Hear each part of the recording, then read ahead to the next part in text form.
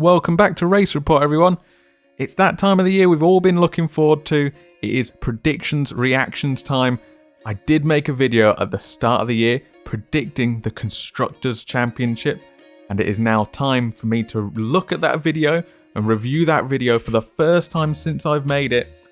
So grab your popcorn, we're going to have a laugh, and let's go back in time. In 10th and at the bottom of the pack, I've picked Haas.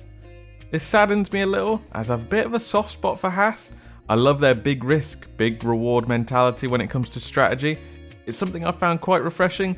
But that being said, they have an all-rookie lineup in the car with Schumacher and Mazepin, so that'll hold them back pretty significantly, I think. They are still also massively dependent on Ferrari for their engine and much of their car parts, so if Ferrari aren't producing good parts, Haas will also suffer. So yeah, last place for Haas, I feel. Ding ding, hey, I got one right. This one was very easy to predict, to be honest, for all the reasons I said there and more. I'm not going to get too carried away with predicting this one because it was very, very easy, but glad to have the easy one on the board, eh? In 9th, I've gone for Williams. I'm calling it now that I think Williams will score a few points this season. This is assuming Russell stays with the team, as I think he's the one going to get those points. They've agreed to use Mercedes gearboxes, easing some of the burdens on them, and they took a big step forward with the new investment coming in as well.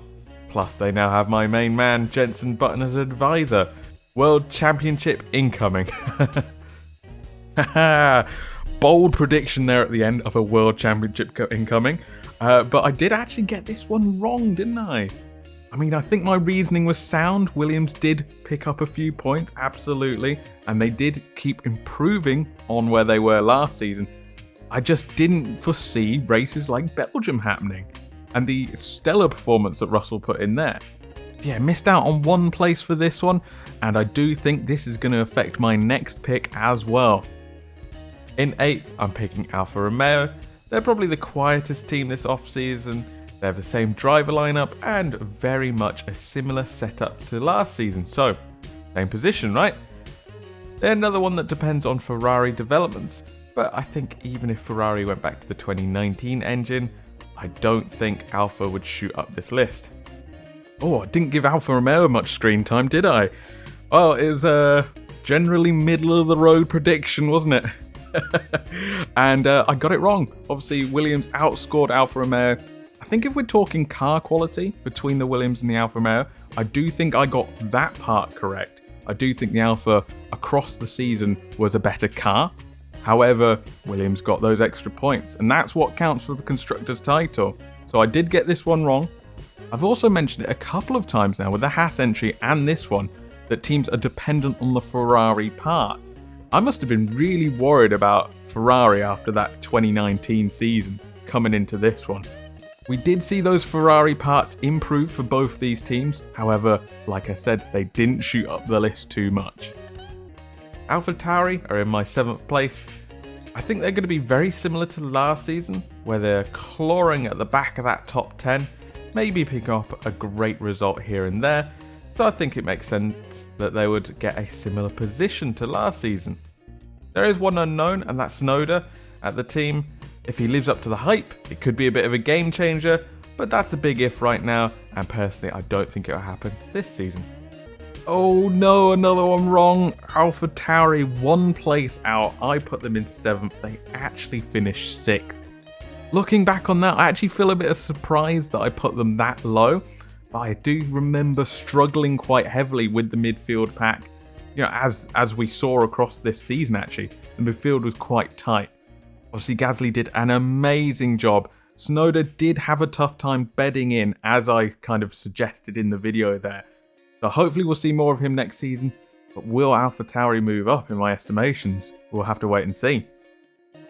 In 6th, I have Alpine. I think Cyril Abiteboul leaving is a big blow to the team. And as we know, Alonso can be a destabilising influence if things aren't going his way. Both of which really shake my confidence about how things are going to go for Alpine this season. But that said, they did improve as the season went on last season, as Renault of course. But will that be enough going into this season? We'll see. Another one wrong. Oh, it's gone absolutely terrible for me. Again, one place out. So I'm very close, but not quite there.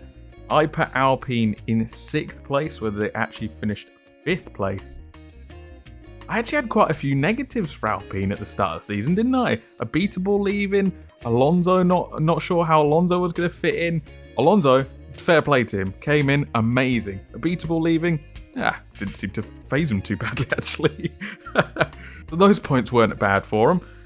I certainly didn't predict a win for Esteban Ocon during this season, wow. But in 5th, I've gone with Aston Martin. Personally, I love the investment and the drive the Stroll takeover has brought to the team, and the car last year was really great.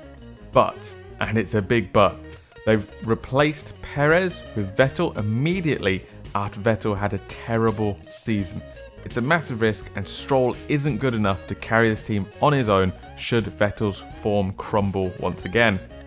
I think Stroll showed that he's a decent mid-table driver last season, but not one capable of sustaining a championship push, which is why I've placed them in 5th. Here's the big miss, Aston Martin. I think it was a hard one to predict, Aston Martin falling off this much after their racing point season a year before. I actually had quite a few negative things to say about them, which surprised me listening back to it. I called out Vettel, who actually had a really good season overall, despite the car. And I called out Stroll for being a bit of a mid-table driver, which I still think he kind of is. But again, he did pretty decently.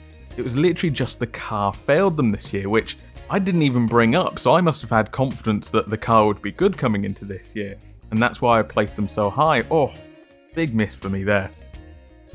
In 4th, I've gone with an improved Ferrari team. I mean, they can't get much worse than last season, right? They could only improve the car and the engine from the disaster they made early last season. They've also made improvements to their driver lineup, with Sainz coming in for Vettel. And I think Leclerc and Sainz will push each other so hard, maybe even a bit too hard at times. But even if they make a stinker of a car again this season, I think they will still improve because of that. Here we go, me calling out Ferrari for making a bad car last season. I seem to err on the side of they might do it again this season. Wow, I was very pessimistic about Ferrari's chances, wasn't I? But I did still put them in 4th place. Of course, that is also a miss. I'm doing terribly so far. Ferrari did indeed get 3rd place this year, and their car was really good, got stronger as the year went on, and like I call out in the video, their driver lineup was fantastic. Brilliant stuff from Ferrari this year. Yeah, don't know why I was so down on them. Amazing stuff, great recovery. In 3rd, and retaining their position in my list, is McLaren. They've made some big moves for this season, with a switch from Renault to Mercedes engines, and with the addition of Ricciardo taking over from Sainz. I think the switch to Mercedes engines will give them an early season kick. However, they might tail off later in the season due to a lack of upgrades they'll be able to make, due to the majority of their tokens being used on the engine switch. The real question will be, can they hold off teams charging later in their season? The addition of Ricciardo is also massive. He's absolutely one of the top drivers around, and it's an upgrade on Sainz, which there's not many few that can upgrade on Sainz, but he's one of them. So it can only be good things for McLaren. And by putting Ferrari 4th, it means I've missed again by putting McLaren in 3rd. Of course, McLaren actually finished 4th this season.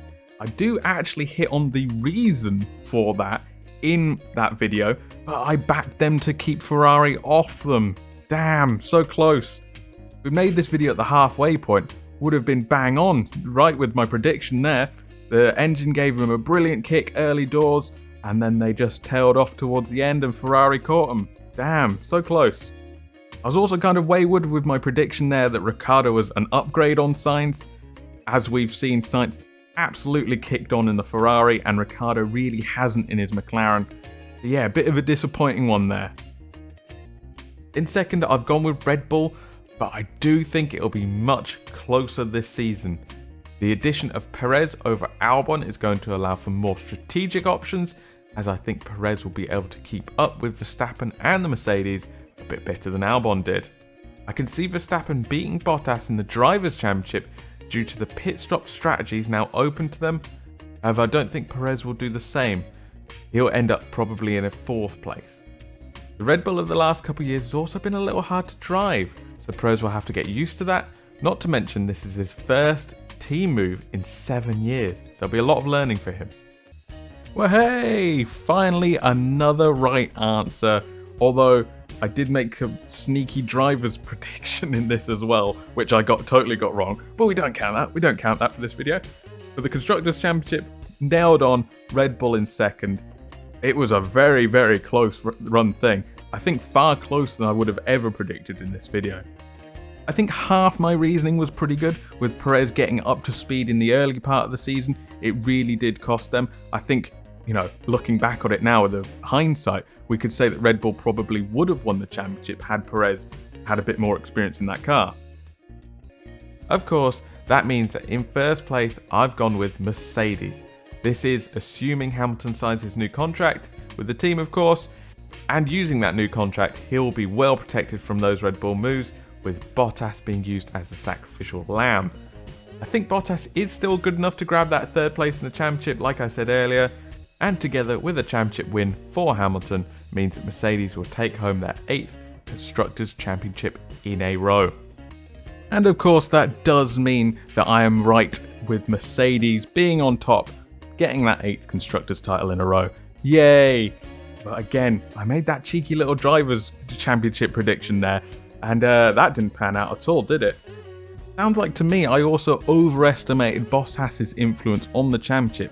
Yes, while he did get 3rd place, he did also massively underperform considering what we are used to seeing from him.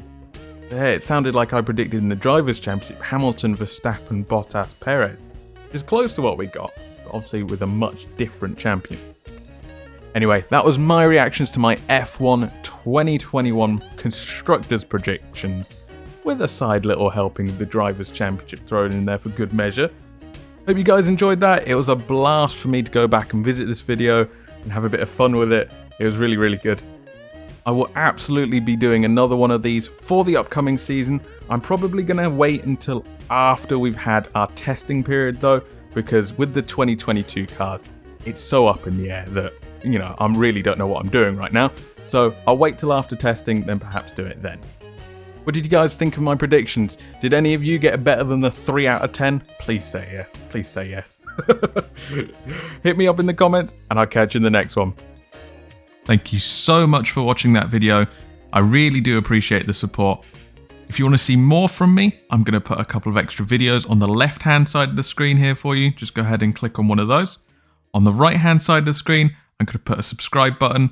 If you want to support me and support the channel, I very much appreciate it. Thank you.